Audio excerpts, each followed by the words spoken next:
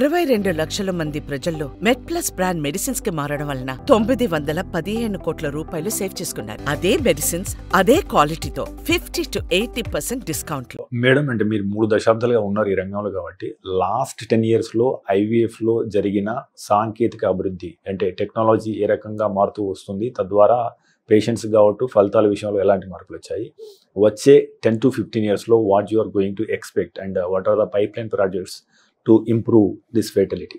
Last 10-15 years లో మనకి చాలా అడ్వాన్సెస్ వచ్చాయి. ముఖ్యంగా నేను చెప్పాను, ఫ్రీజింగ్ టెక్నిక్స్ బాగా ఇంప్రూవ్ అయ్యాయి. ఈ విట్రిఫికేషన్ ల్యాబ్స్ మెయింటైన్ చేయడం ఇంప్రూవ్మెంట్స్ వచ్చాయి. సక్సెస్ రేట్స్ అనేవి పెరిగాయి. ఇది వరకు 30-40% సక్సెస్ అంటే ఇప్పుడు ఫ్రోజన్ ఎంబ్రియో ట్రాన్స్ఫర్ లో 60% సక్సెస్ రేట్ అని కూడా మనం చెప్పగలుగుతున్నాం.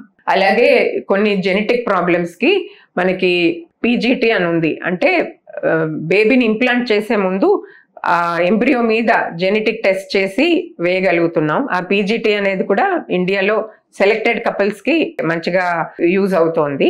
కొన్ని ఈ ఎర్రా టెస్ట్ అని మెన్షన్ చేశాను. రిపీటెడ్ ఫెయిల్యూర్స్ అయిన వాళ్ళకి మనకు కొన్ని ప్రోటోకాల్స్ ఉన్నాయి. వాటిని ఫాలో అయ్యి సరైన టైంలో ఎంబ్రియో వేయడం వల్ల మనకి సక్సెస్ రేట్ మనం ఇంప్రూవ్ చేయగలుగుతున్నాం. సో ఇవి ఈ మధ్య వచ్చిన ఇంజెక్షన్స్ కూడా ఇది వరకు పెయిన్ఫుల్ గా కొంచెం ఉండేవి. ఇప్పుడు అన్ని చిన్న చిన్న నీడిల్స్ తోటి సెల్ఫ్ ఇంజెక్షన్ గాను వాళ్ళే ఇచ్చుకునేటట్టు IVF ట్రీట్మెంట్ కంఫర్టబుల్ గా జరిగింది.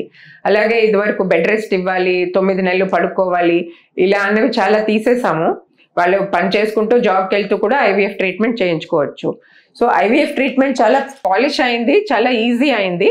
సక్సెస్ రేట్ కూడా చాలా మటుకు పెరిగిందనే చెప్పుకోవచ్చు. నెక్స్ట్ 10 years లో అంటే what you are expecting envisaging? Already project మీద నడుస్తుంది, ఈ పైప్ లైన్ ప్రాజెక్ట్స్ ఉన్నాయి. వెస్ట్ లో చాలా రీసెర్చ్ జరుగుతోంది.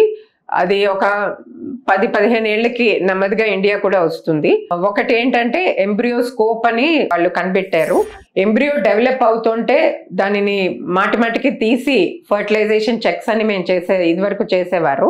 ఆ ఎంబ్రియో స్కోప్ పెడితే అది రియల్ టైమ్ ఫోటోగ్రఫీ, అలాగా ఎంబ్రియో ఎలా డివైడ్ అవుతుందో మనకు ఒక వీడియో బయటికి చూపిస్తుంది.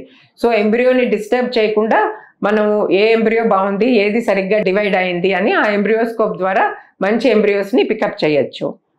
అలాగే ఇప్పుడు అందరూ AI గురించి మాట్లాడుతున్నారు కదా. మొన్న అమెరికాలో కేసు అయింది.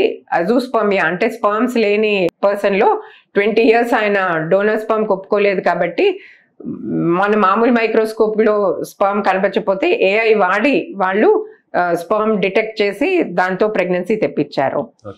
ఇంకా అలాగే ఆర్టిఫిషియల్ వూంబ్స్ అని ఇప్పుడు యూట్రస్ బాగాలేకపోతే సరోగేట్ వాడుతున్నారు కదా. అలాగే ఆర్టిఫిషియల్ వూంబ్ బయట బేబీని 9 నెలలు పెంచడానికి రీసెర్చ్ జరుగుతోంది.